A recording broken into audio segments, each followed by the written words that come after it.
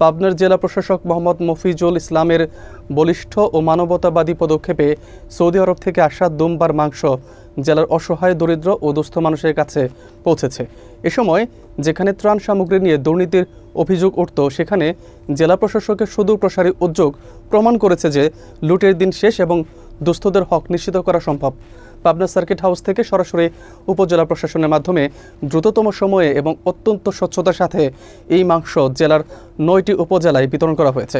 তবে এই জনকল্যাণমূলক কাজের সুনাম ক্ষুণ্ণ করতে একটি স্বার্থান্বেষী মহল গুজব ছড়ানোর অপচেষ্টা চালাচ্ছে বলে অভিযোগ উঠেছে। বিস্তারিত থাকছে সবুজ পারভেজের প্রতিবেদনে। পাবনার জেলা প্রশাসক মোহাম্মদ মফিজুল ইসলামের বলিষ্ঠ ও মানবতাবাদী পদক্ষেপে সৌদি আরব থেকে আসা দুম্বার মাংস জেলার অসহায় দরিদ্র দুস্থ মানুষ ও বিভিন্ন এতিমখানা, মসজিদ ও মাদ্রাসায় সুষ্ঠুভাবে বিতরণ করা হয়েছে বলে জানা যায়। জেলা প্রশাসকের এই উদ্যোগ প্রমাণ করে লুটের দিন শেষ হয়েছে এবং দুস্থদের হক তাদের কাছে পৌঁছেছে। তথ্যমতে দুম্বার মাংস পাবনায় পৌঁছানোর পরপরই জেলা প্রশাসক মোহাম্মদ মফিজুল ইসলাম দ্রুততম সময়ে জেলার 9টি উপজেলায় তা বিতরণের নির্দেশ দেন। পাবনা সার্কিট হাউস অফিস থেকে সরাসরি উপজেলা প্রশাসনের প্রতিনিধিদের মাধ্যমে মাংস বিতরণ করা হয়, যাতে কোনো প্রকার অনিয়ম বা স্বজনপ্রীতির সুযোগ না থাকে। জেলা প্রশাসকের এই পদক্ষেপের ফলে শীতার্ত ও অভাবী মানুষ, বিশেষ করে এতিমখানা শিশুরা সুস্বাদু দুম্বার মাংসের স্বাদ গ্রহণের সুযোগ পেয়েছে এবং স্থানীয় জনগণ এই মানবিক উদ্যোগের ভূয়সী প্রশংসা করেছেন। তবে একটি স্বার্থান্বেষী মহল এবং কিছু সাংবাদিক জেলা প্রশাসকের এই জনকল্যাণমূলক কাজের সুনাম ক্ষুণ্ণ করার জন্য গুজব ছড়ানোর অপচেষ্টা চালাচ্ছে বলে অভিযোগে বলা হয়। তারা প্রচার মাধ্যমে ভিত্তিহীন অভিযোগ করছে যে জেলা প্রশাসনের কর্মকর্তারা মাংস লুট করেছেন, কিন্তু সচেতন মহল বিশ্বাস করে যে এই অভিযোগ সম্পূর্ণ উদ্দেশ্যপ্রণোদিত এবং লুটেরাদের অপচেষ্টা ব্যর্থ হয়েছে। সৌদি সরকারের এটি একটি অনুদান আমাদের দেশের দুস্থ অসহায় মানুষের জন্য, প্রতি বছরই এসে থাকে।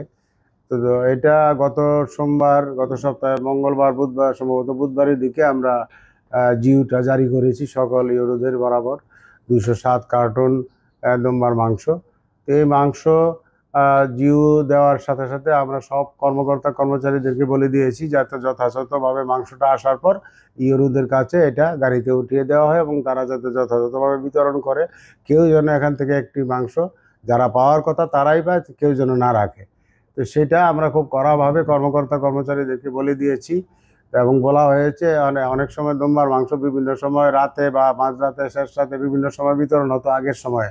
5 আগস্টের পরে প্রেক্ষাপটে আমরা খুবই স্বচ্ছভাবে রেস্ট্রিক্ট অ্যাডমিনিস্ট্রেশন চালাচ্ছি এবং তারই ধারাবাহিকতা এবার সকল ইউনোদের মাঝে এটা বিতরণ করা হয়েছে প্রকাশ্য দিবালোকে এবং জনবহুল স্থানে। সেখানে তারা রিসিভ করে বিতরণের ছবি সহ এতিমখানায় এবং মাদ্রাসায় এতিমদের মাঝে বিতরণ করা হয়েছে। বিতরণের মাস্টার রোল পাঠানো হয়েছে এবং দেখা গেছে যে পরিমাণ মালামাল তাদের অনুকূলে বরাদ্দ করা হয়েছে সেই পরিমাণ মালামাল তারা রিসিভ করেছে এবং রিসিভ করে তারা বিতরণ করেছে। এক্ষেত্রে কোনো অনিয়ম আমার চোখে পড়েনি। তো এখানে একটা নিউজ আসছে যেটা আমরা দেখেছি যে কয়েকটা কার্টুনের ছবি, সে বিষয়ে আমি কর্মচারীদেরকে ডেকেছি। তো এক্ষেত্রে আবার তারা যেটা বলল যে আমাদের যখন স্যার মালামাল লোড আনলোড করছিলাম অনেক সময় ধরে, তখন এটা যেহেতু রাস্তার পাশে এবং পাশে চৌরাস্তা রয়েছে এবং একটি রিক্সা স্ট্যান্ড রয়েছে, আশেপাশের লোকজন কিছু এসে যায়। তো সেখানে তারা কেউ মাংস দাবি করে, তারাও গরিব মানুষ হিসাবে। তো এই জন্য তারা নাকি সদর থেকে 3-4 প্যাকেট রেখেছিল তাৎক্ষণিক পরিস্থিতি মোকাবেলা করার জন্য। এই খোলা কার্টুনটাই তারা আমাদের কর্মচারীরা যারা মাল লোড আনলোড করেছিল, ওমেদার প্রকৃতির কিছু ছিল, তারা বলছে যে তাদেরকে দেওয়ার জন্য সদর থেকে আমরা 3-4 প্যাকেট মাল সদরের ইউনো সাহেবের কাছ থেকে রেখেছি, তখন তাদেরকে দেওয়া হয়েছে। কেউ বলতেছে কর্মচারীরা নিয়েছে। তো এটা তারা বলেছে যে আমরা কর্মচারীরা কেন নেব, আমাদের তাৎক্ষণিক যারা লোকজন দাঁড়িয়েছিল অপেক্ষা করছিল তাদেরকে দেওয়ার জন্য নেওয়া হয়েছে। তো এই হচ্ছে বিষয়।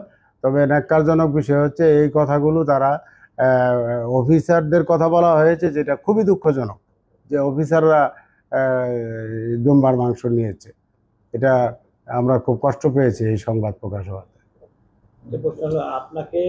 আপনার সাথে কোনো সাংবাদিক যোগাযোগ করে পায়নি, এরকম কোনো আপনার সাথে যোগাযোগ করছে কেউ কোনো যোগাযোগ করছে কিনা? না, আমার সাথে ফোনে এ বিষয়ে টেলিফোনে গতকাল আমার সাথে এই বিষয়ে কোনো টেলিফোনে কারোর সাথে কথা হয়নি। তো টেলিফোন কেউ করে থাকলেও হয়তো এমন হতে পারে আমি রিসিভ করতে পারিনি। আমি একটি সামাজিক প্রোগ্রামে ছিলাম, একজন বিশিষ্ট ব্যক্তি এখানকার যিনি লতিফ বিশ্বাস সাহেব মারা গিয়েছিলেন, ওনার যে স্মরণ সভা ছিল সেখানে অনেক কর্মকর্তা এবং অনেক বিশিষ্ট ব্যক্তিগণ উপস্থিত হয়েছিলেন। ওনাদের দাওয়াতের প্রেক্ষিতে আমিও সেখানে উপস্থিত হয়েছিলাম। সেখানে মোনাজাত হয়েছিল এবং এখানে আলোচনা সভা হয়েছিল, মিলাদ মাহফিল হয়েছিল। এই জন্য আমি ওখানে একটা মোটামুটি 1-1.5 ঘন্টার মতো সময় আমি অপেক্ষা করেছিলাম। সেই সময় আমার মোবাইল সাইলেন্ট মোডে ছিল, যেহেতু নামাজের বিষয় এবং এখানে ধর্মীয় অনুষ্ঠান চলছে।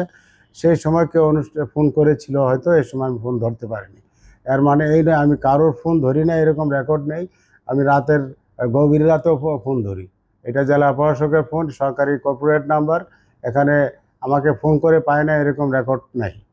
এটা হয়তো আমি নামাজের সময় অথবা বক্তৃতা অথবা মিটিংয়ে ছিলাম। আপনারা জানেন ওই সময় আমি যে ওখানে ছিলাম, অনেকে দেখেছেন আমাকে, সেই সময় কল এসে থাকতে পারে। আমাকে না পাওয়ার কোনো কারণ নেই, হয়তো সাইলেন্ট মোডে ছিল, নামাজের টাইম, অনুষ্ঠান ছিল, এই জন্য।